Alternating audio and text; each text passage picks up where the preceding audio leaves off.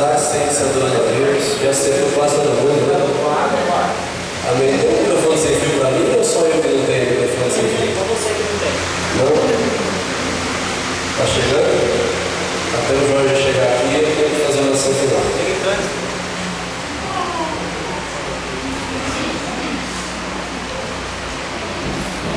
Graças a Deus. Irmãos, como é bom saber que Deus nos ama. E o amor de Deus, ele não foi declarado. Jesus nunca disse na palavra, você não vai encontrar nenhum dos evangelhos, Jesus dizendo a alguém assim: eu te amo. O amor de Cristo foi provado. E como eu sei que Ele me ama, eu sei que Ele me ama porque Deus prova o seu amor para conosco pelo fato de ter Cristo morrido por nós, sendo nós ainda pecadores. Enquanto os meninos cantavam esse hino no final, é impossível a gente não refletir acerca desse amor. Impossível não se sentir tocado. Impossível não se comover. Porque eu sei qual provavelmente teria sido o meu destino se não fosse o amor de Deus que me alcançou. Transformou minha vida, Paulo. Que transformou minha história. Quantas histórias que foram reescritas aqui. Quantas vidas que estavam caminhando a passos largos para a morte, para o inferno, para a destruição. E de repente, ao longo do caminho, surge a pessoa bendita e maravilhosa de Jesus e mudou a tua história. Quando eu olho para cada rosto aqui, eu vejo alguns já são conhecidos, outros ainda não. Eu sei que a razão dessa reunião e dessa unidade hoje não é outra senão o amor de Deus. Isso é Deus trabalhando na igreja. Eu olho para essa igreja e eu vejo o que está acontecendo aqui. Eu confesso para os irmãos,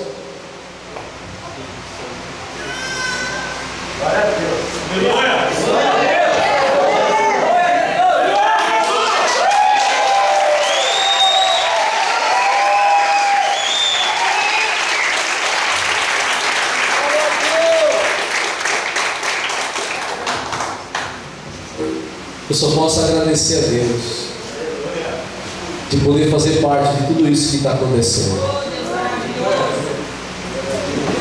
Eu quero agradecer a presença dos irmãos, os meus queridos irmãos, da minha querida Tenda.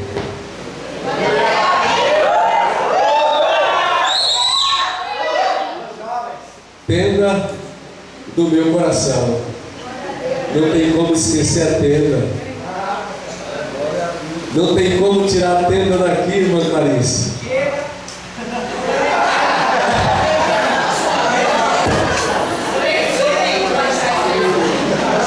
Eu tenho 3 abençoados irmãos mega ciumentos aqui, viu, gente?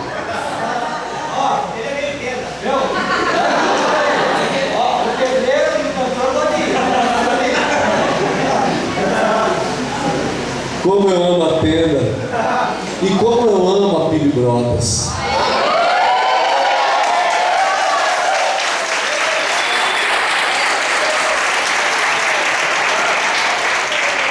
A minha muito amada Pili Brotas, essa igreja que me acolheu, que me aceitou com a minha chatice, com os meus defeitos, esse pastor que às vezes é chato, né? quase sempre chato. Eu ainda vou cantar um hino hoje.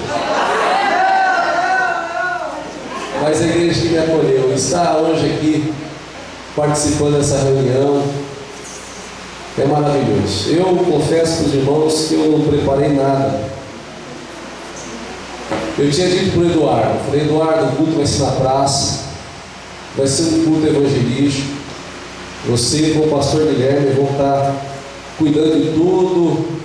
Eu quero entregar folheto, eu quero ficar sentado lá na arquibancada da praça, eu não quero falar. Mas aí os planos mudaram, a chuva chegou, me ligaram à tarde, que acabaram de chegar de uma visita. Eduardo falou, pastor, olha, hoje vai ter que ser na igreja. E aí ele me surpreende ainda, me convidando para trazer uma palavra. Olha, palavra eu não tenho, mas Deus há de falar nessa noite. Eu quero te convidar a abrir sua Bíblia no Evangelho de Jesus Cristo, segundo escreveu o apóstolo, que é conhecido como o discípulo a quem Jesus amava, no capítulo 21, é o último capítulo do Evangelho de João. Abra sua Bíblia. Se alguém tiver com o celular ligado, agora é hora de desligar e colocar no vibracal. Não vamos criar concorrência à palavra de Deus. Não perca tempo conversando com quem está do seu lado. Agora é momento de ouvirmos aquilo que Deus tem para falar. Palavra poderosa que mudou a minha vida. Hoje o pessoal cantando Naves Imperiais aqui, olha, eu revivi muita coisa, viu? Revivi um tempo lá na tenda, que eu era alguns 30 e poucos quilos mais magro, tinha um pouquinho mais de cabelo aqui na frente. Um tempo bom, tinha mais fôlego para pular. Hoje a gente dá 2 pulinhos, já começa a ficar ofegante. Mas eu revivi um tempo muito bom, de boas lembranças. Graças a Deus por toda a história que eu pude construir. João capítulo 21, quem achou, diga amém. Quem não achou, diga aí, estou procurando. Todo mundo achou? Se não for pedir demais, eu queria convidar a todos a ficar de pé mais uma vez, para que façamos a leitura da palavra de Deus. Depois dessa leitura nós vamos nos assentar.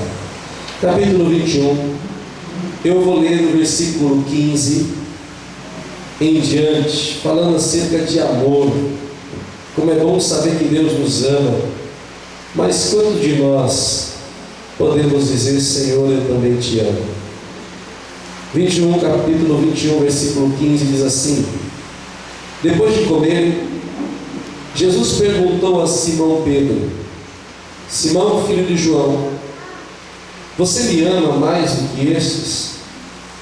Disse ele: sim, Senhor, tu sabes que eu te amo. Disse Jesus: cuide dos meus cordeiros. Novamente Jesus disse: Simão, filho de João, você me ama? Ele respondeu: sim, Senhor, tu sabes que te amo. Disse Jesus: pastorei as minhas ovelhas. Pela terceira vez ele lhe disse: Simão, filho de João, você me ama? Pedro ficou magoado por Jesus lhe ter perguntado pela terceira vez: você me ama? E lhe disse: Senhor, tu sabes todas as coisas, sabes que eu te amo. Disse-lhe Jesus: cuide das minhas ovelhas.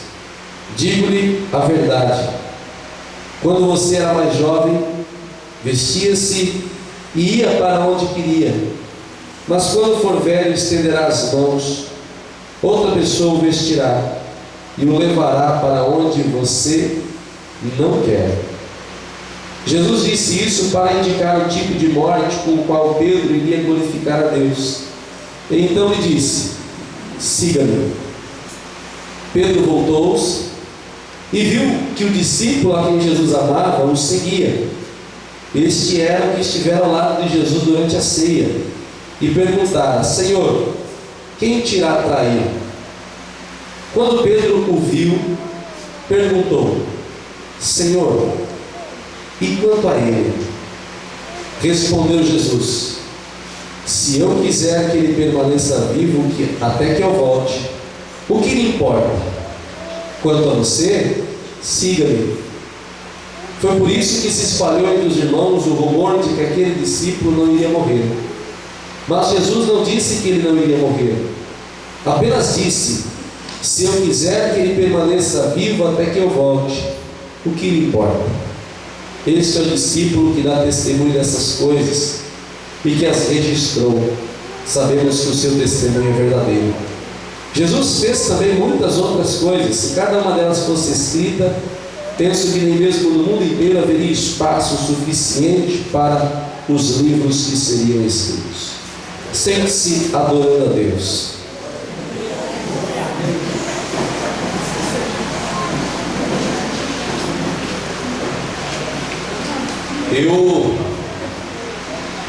Eu vou pregar uma mensagem de 3 pontos. Vou ler o texto, sair do texto e nunca mais voltar para o texto. Refletindo acerca do que falar, eu comecei a me recordar de algumas coisas na minha vida. Me recordei especificamente do meu encontro. E eu comecei a, por um instante aqui, refletir que a vida é feita de encontros, reencontros. Nós, ao longo da vida, encontramos pessoas, reencontramos pessoas. Hoje eu estou tendo a oportunidade de encontrar alguns que eu ainda não havia encontrado, pessoas que eu ainda não conhecia, reencontrar outros que eu já conhecia e que é sempre muito bom reencontrar. Há encontros que são encontros virtuosos, há outros que são dramáticos, são encontros frustrados, são decepções. Eu até me recordo de uma pessoa, eu não sei se o pessoal da tenda aí vai se lembrar do Alexandre, um menino que ia na igreja. Ele tinha problemas mentais e ele ficava no centro de Americana. Só para corrigir o tu aqui, quantas pessoas aqui moram em Americana? Americana, não Santa Bárbara do Oeste. E quem mora em Santa Bárbara? Então todos os irmãos de Americana e Santa Bárbara do Oeste sejam muito bem-vindos. Ali tem a Igreja Batista do Caminho Tenda, está em Santa Bárbara do Oeste. Então vamos fazer justiça, né? Mas o Alexandre, eu me lembro que ele ficava no centro de Americana pedindo esmola. E ele tinha muito carinho por mim. Nós tínhamos uma relação muito legal. E ele falava que quando eu casasse, ele queria que eu adotasse ele. E sempre que ele me via na igreja, ele ficava pulando. E ele queria me abraçar. No entanto, ele era um rapaz assim que via água uma vez a cada 2 anos. Ele não era um rapaz dado a banho. Abraçar ele era um ato de amor. E ele costumava ter sempre as mãos bastante sujas. E um dia, eu vou confessar isso, um dia eu, passando pelo centro lá no convívio, eu vi que tinha aquela Kombi que ficava parada perto do banco, lá acho que é Banco Real agora, não sei se é real ainda, e vendia aquele sorvete que fica no líquido assim, o sorvete americano, que chama aquilo. E eu vi aquele líquido vermelho, me deu a vontade de tomar aquele sorvete. Eu falei, eu vou comprar um, né? Pensei comigo. Fui lá comprando sorvete e saí com a boca cheia d'água, de vontade, numa época quente como essa. E quando eu vinha com o sorvete, eu vi de longe o Alexandre sentado.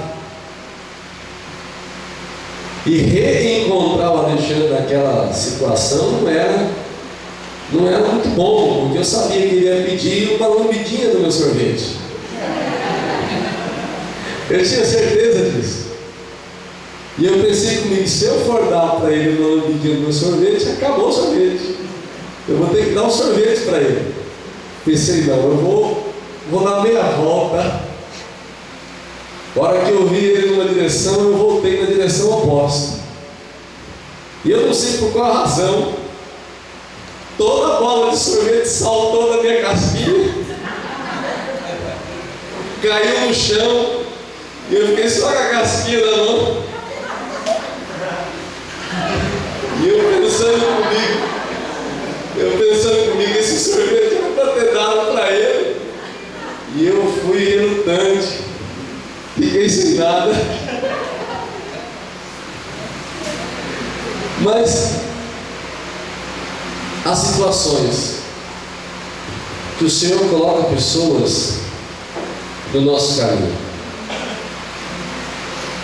Quantos encontros a gente não tem aí ao longo do dia? Pessoas, vidas, homens, mulheres, crianças, pessoas que nós encontramos, às vezes por acaso, e nós não nos damos conta que talvez aquela seja uma oportunidade de sermos abençoados. A grande questão no que diz respeito ao Evangelho é que, primeiro, quando o Senhor nos chama, foi isso que aconteceu com Abraão. Ele disse o seguinte: Abraão, ou melhor, Abrão, nessa época, sai da tua terra, da tua parentela, vai a um lugar distante que eu te mostrarei. E mais tarde ele diz: se tu uma.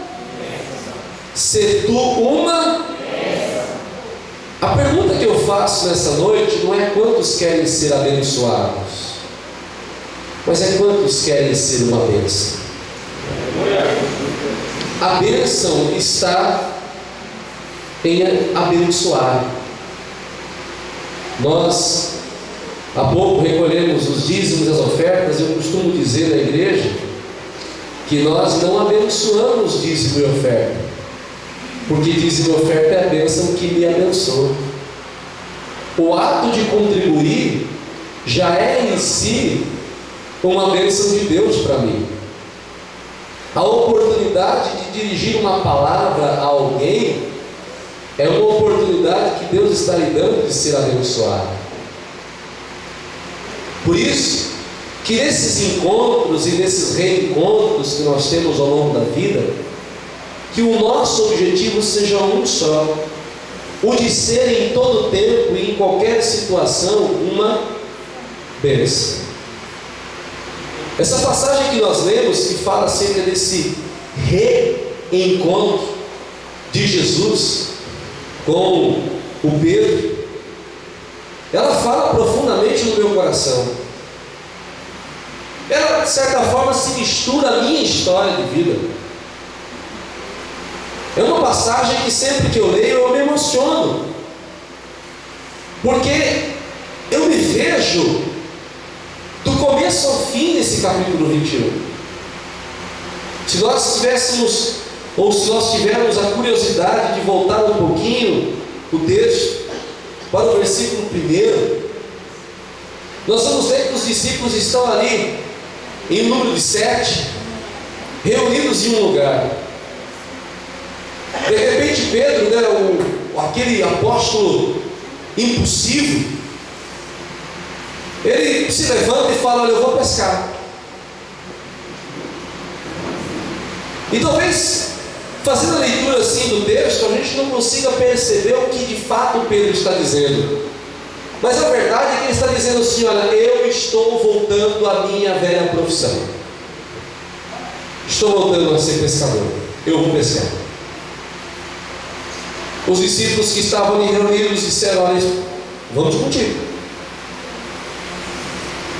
Nós bem sabemos que quando Jesus chamou Pedro, Jesus o chamou para que ele não fosse mais pescador, pelo menos não de peixes. Mas Jesus disse o que? Vem a mim e eu farei de você um pescador de homens. Nesse momento Pedro diz assim: olha, voltarei à minha velha profissão, vou pescar. Os discípulos disseram: vamos contigo. Passaram a noite toda pescando, não pegaram muita coisa. De repente, a uns 100 metros na praia, surge uma figura, um homem. Por alguma razão, os discípulos olharam e não perceberam que era Jesus. Você pode acompanhar depois do texto. Jesus da praia passa a falar com eles, e eles, conversando à distância, não perceberam que era Jesus quem falava, talvez porque o sol ainda não estava com a sua luz, era madrugadinha, havia uma certa distância do barco para a praia. Mas de repente Jesus fala assim: olha, lance a rede. Eles lançaram a rede, e quando eles puxaram a rede, eles começaram a sentir o peso e viram que a rede estava carregada de peixes. Naquele momento, João, o discípulo que tinha mais intimidade com Jesus, fala assim: é Jesus. Pedro, ele não perde muito tempo, ele se joga na água, sai a nado. Enquanto os outros discípulos vêm com o barco, ele chega primeiro que todo mundo. O impossível Pedro. E ele tem aquele reencontro com Jesus. E por que eu digo que essa história se mistura à minha? Porque eu me lembro que no ano de 2000, quem acompanhou a minha história se lembra da minha mãe doente. Eu me lembro que eu cheguei um dia na igreja, entrei pelas portas, eu não trazia a minha Bíblia, e eu cheguei com uma certeza no meu coração: é a última vez que eu venho à igreja, é a última vez. Eu estava muito chateado com toda aquela situação da minha mãe doente, e eu disse para mim mesmo: é a última vez que eu vou à igreja.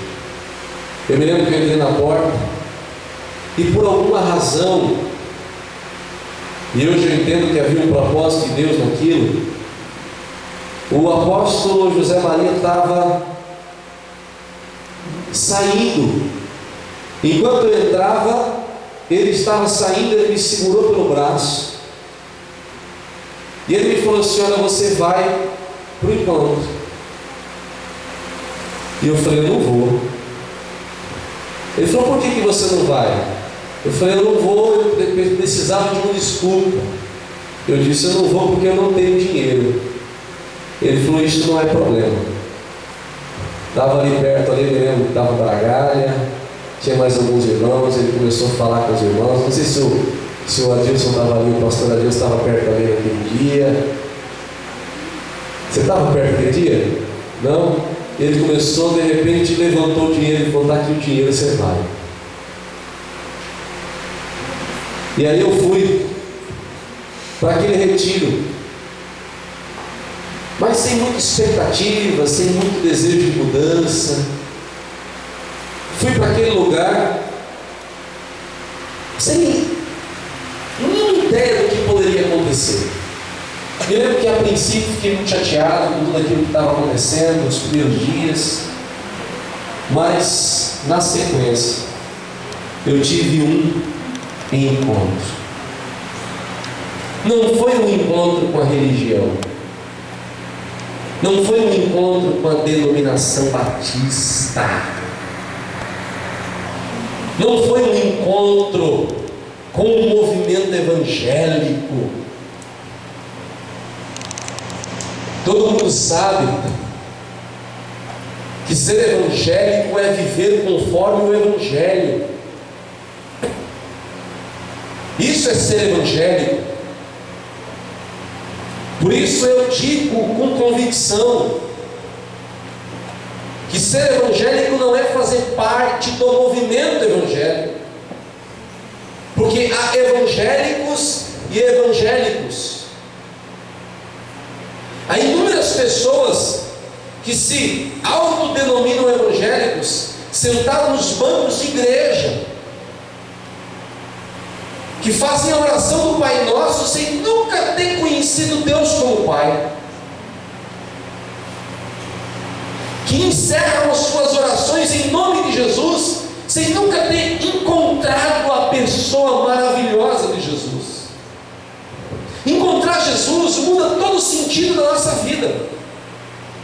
Encontrar Jesus muda totalmente a nossa forma de ver o mundo. Encontrar Jesus coloca um ponto final em todo medo. Encontrar Jesus já traz um coração pacificado, paz para a vida, paz para a morte. Encontrar Jesus não é ter medo do inferno. Encontrar Jesus é encontrar a única razão pela qual viver todos os dias da vida, a única razão pela qual respirar, a única razão pela qual existir. Glória a Deus. Eu me lembro que eu encontrei Jesus naquele dia. E quando eu saí de lá convicto de que não havia outro caminho para mim, não havia outro sentido para a vida. Jesus era o sentido da minha existência. Aleluia. Foi por isso que Gandhi, quantos já ouviram falar em Gandhi aqui? Um dos maiores líderes que já passaram pelo mundo. E alguns cristãos tentaram converter Gandhi, um líder hinduísta. E a resposta de Gandhi para aqueles cristãos foi: eu creio no vosso Cristo, eu só não creio no vosso cristianismo, porque o vosso cristianismo é muito diferente do vosso Cristo.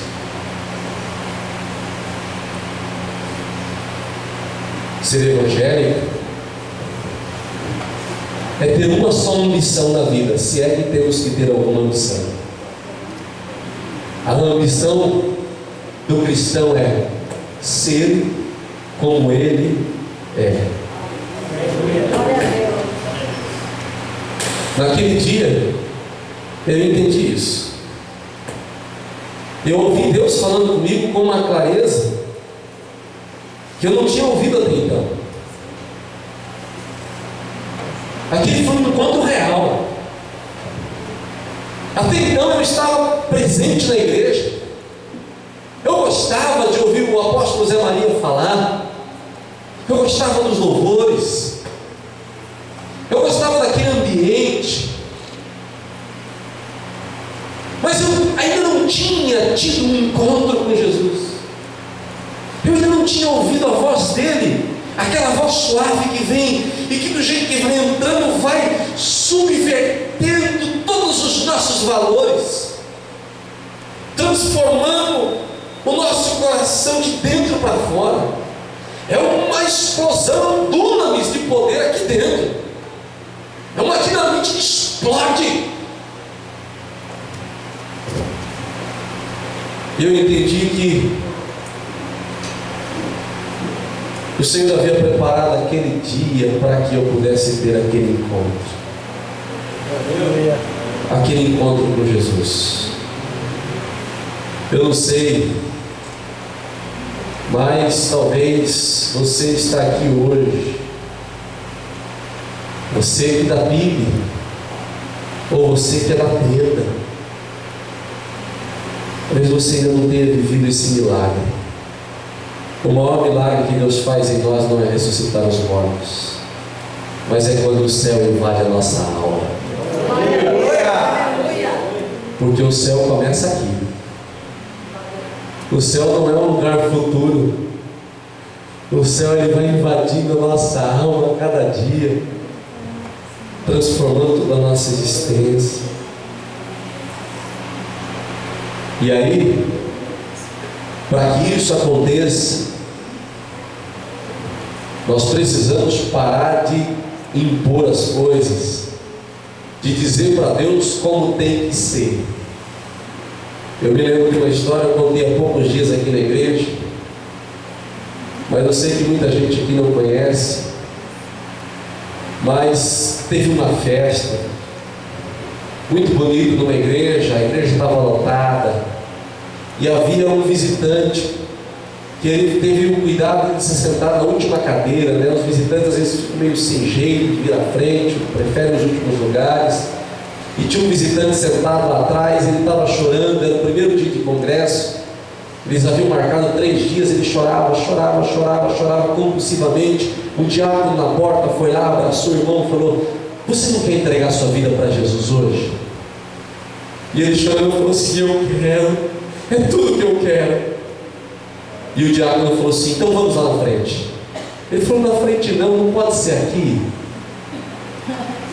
Aí o diácono falou: não, aqui não pode, tem que ser lá na frente.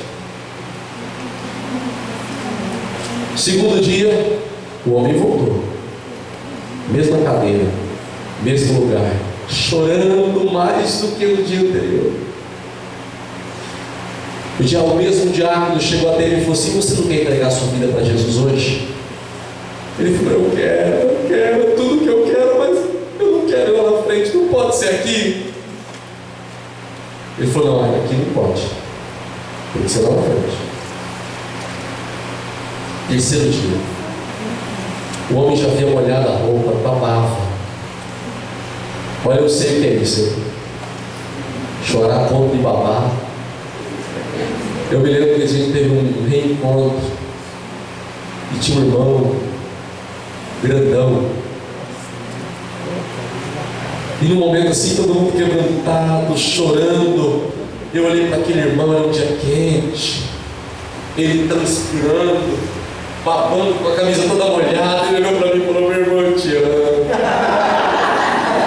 Ele me deu um abraço. E ficamos os dois chorando ali juntos. E estava o moço babando no congresso. O diácono chegou: você não quer entregar a vida para Jesus hoje? Ele falou: eu quero. Já ficou de pé, eu vou lá na frente. Aí o diácono segurou pelo braço e falou assim: viu, se você quiser pode ser daqui.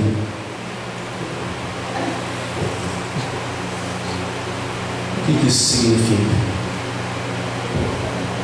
Quando a gente fica impondo: olha, Senhor, eu aceito, mas tem que ser do meu jeito, tem que ser aqui, isso eu não deixo, isso eu não abandono. Você vai continuar vivendo no raso, na superfície da religião, dessa vida religiosa vazia, que não dá sentido a ninguém, que não transforma a vida. O máximo que consegue é transformar o lado de fora, mas não muda o coração. Para que essa mudança aconteça, tem que haver um encontro com Jesus. Nessa manhã, Pedro teve um reencontro com Cristo. Irmãos, imagine você como que era para Pedro olhar nos olhos de Jesus. Todo mundo aqui sabe que Pedro Pouco antes de Jesus ser crucificado, ele negou Jesus 3 vezes, dizendo: não conheço este homem.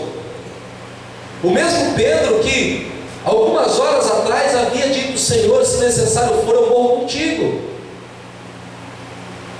Agora ele dizia: eu não conheço este homem. Por 3 vezes ele negou Jesus. E agora Jesus vem encontrar Pedro na praia. Quando eles chegam, aquele momento de alegria, aquela euforia de reencontrar Jesus. Jesus havia preparado ali, fez uma churrasqueira, colocou algumas brasas, uma grelha, já tinha alguns peixinhos no lugar, pediu para que trouxesse os peixes que eles haviam pego, prepararam ali um churrasquinho de peixe, tiveram um momento de comunhão. De repente, se você observar o texto, você vai perceber, Jesus convida Pedro para uma caminhada. Os dois saem andando pela praia, e Jesus, conversando com Pedro, ele pergunta: Pedro, eu quero te fazer uma pergunta. Tu me amas? E Pedro disse: sim, eu te amo. Pela segunda vez, Jesus diz: Pedro, tu me amas? Pedro responde: Senhor, tu sabes que eu te amo. Pela terceira vez, Jesus pergunta: Pedro, tu me amas? Pedro poderia, como o pessoal aqui da igreja, como o Patrick costuma dizer, né? Ô Jesus, você está de brinquedo. Você está de brinquedo. É lógico que eu te amo. A verdade é que às vezes o amor que nós estamos dispostos a dar não é o amor que Jesus espera receber. No original, o Novo Testamento, todos sabem que foi escrito em grego. No original grego há 3 palavras para amor. Paulão, que é um autodidata, um estudioso, tem 3 palavras para amor. Quais são? Ágape, filéu e eros. No texto que nós acabamos de ler, Jesus ele diz: Pedro, tu me amas. E ele usa a palavra ágape, que significa amor incondicional, amor sacrificial. É o amor que abre mão de si mesmo. É o amor disposto a tudo. Foi o amor de Jesus por nós, demonstrado na cruz. A resposta de Pedro vem com filéu: Senhor, eu te amo. Que é o amor de amigo. Para que a gente entenda no nosso contexto, no português, é como se eu falasse para o Nando assim: Nando, seu sem vergonha, tu me amas? Ele fala assim: ah, pastor, eu gosto de você. Foi mais ou menos isso. Pedro, tu me amas? Ah, Senhor, eu gosto de você. Pedro, tu me amas? Eu gosto. Na terceira vez, Jesus ele troca a palavra. Ele fala: Pedro, tu me amas? E agora Jesus usa a palavra filéu, amor de amigo. Nesse momento, o Pedro compreende o que Jesus está dizendo. Ele diz: Senhor, tu sabes todas as coisas, tu sabes que eu te amo, Ágape.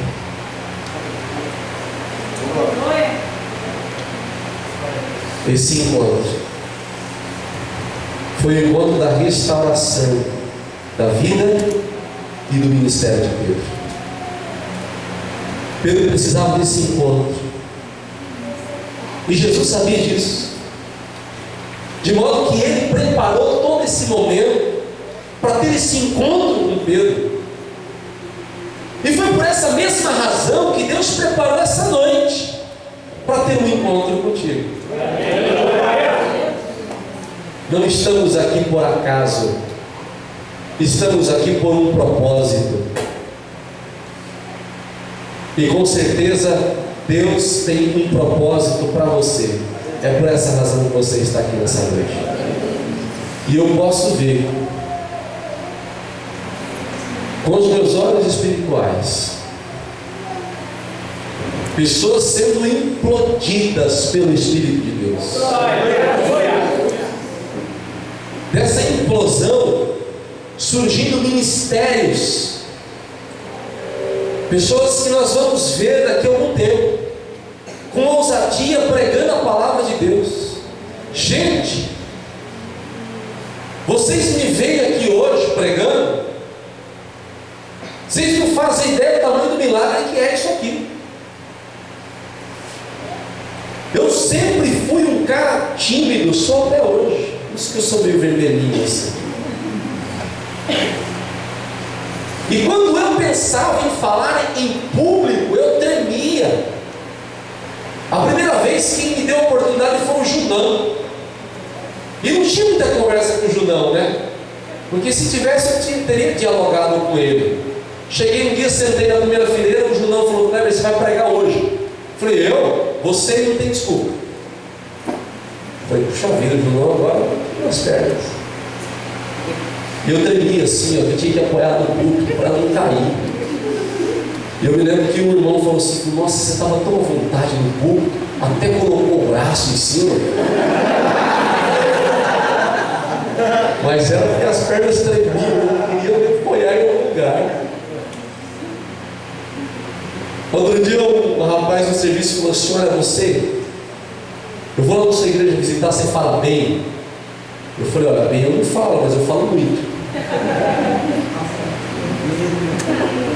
E hoje eu estou aqui, mas para que eu pudesse estar aqui, houve primeiro uma implosão dentro de mim, uma explosão de poder, que é gerado por esse encontro com Jesus. Aqui tem pessoas aqui, o pastor Adilson, o pastor Guilherme, eu acho que o Johnny, o pessoal mais antigo aqui, viu o meu antes e o meu depois, acompanhou toda a história, porque eu ia na igreja. Acho que o Adilson acompanhou um pouco mais, não foi? Desde lá da Bruno Nick. O Adilson é os patriarcas da igreja. Para quem não sabe, eu não posso perder a chance, gente. Eu não me aguento, o vulgo mexerica.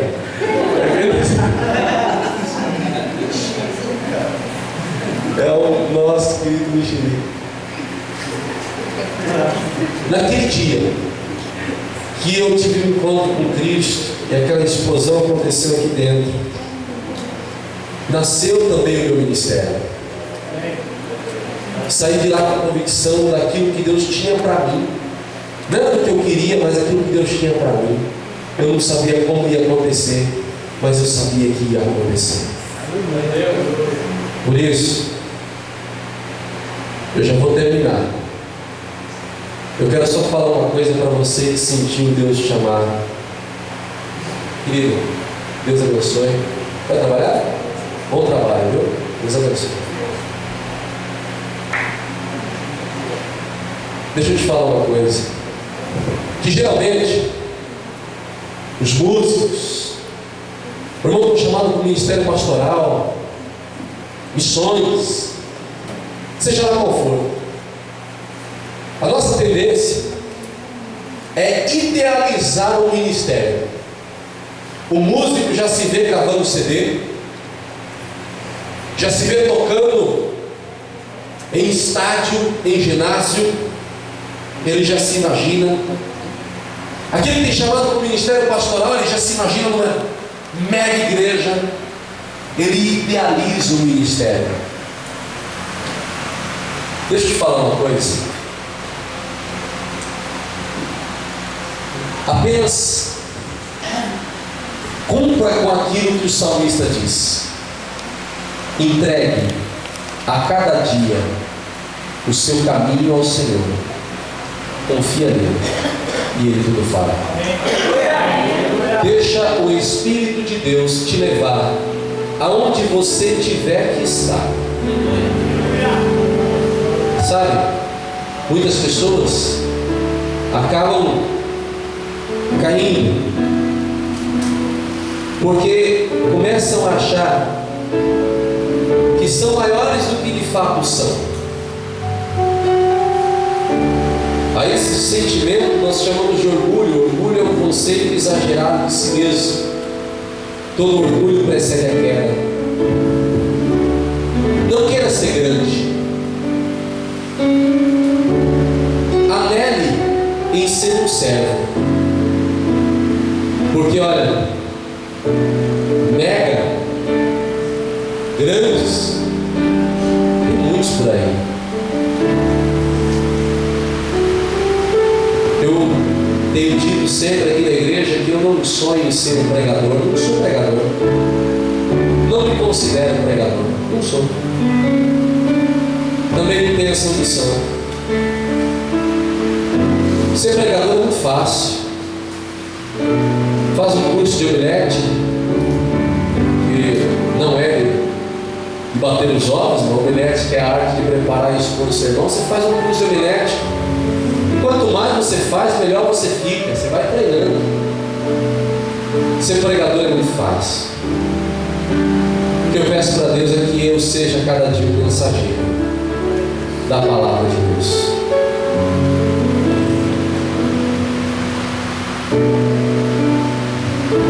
Queira ser servo. Não busque títulos,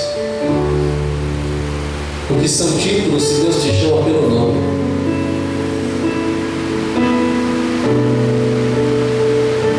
Viva hoje.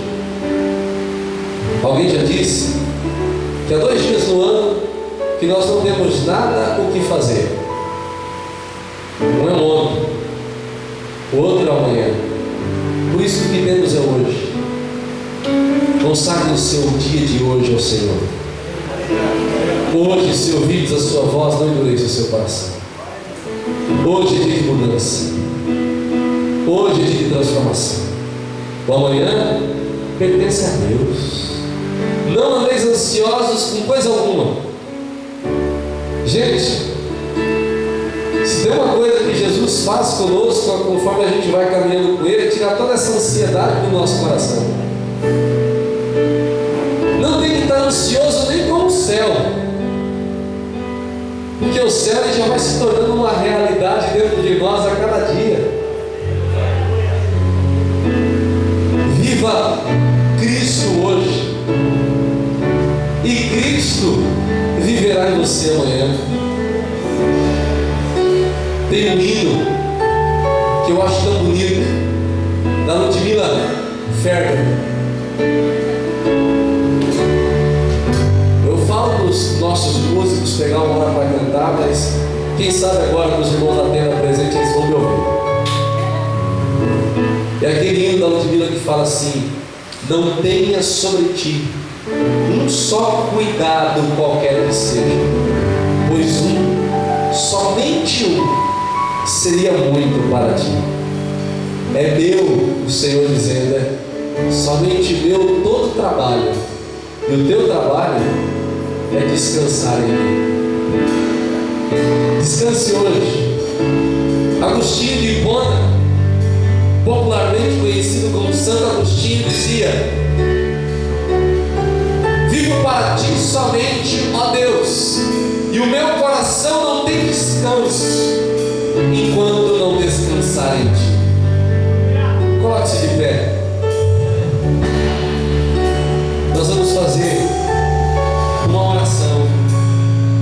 Logo depois, o Ministério de Louvor vai estar cantando um hino. Nós vamos ter mais uma coreografia.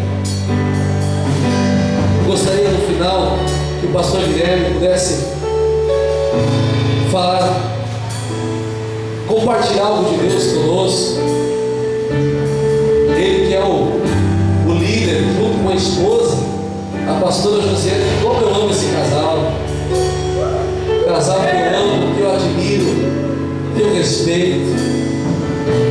Olha, você quer saber qual é o segredo dessa nossa amizade?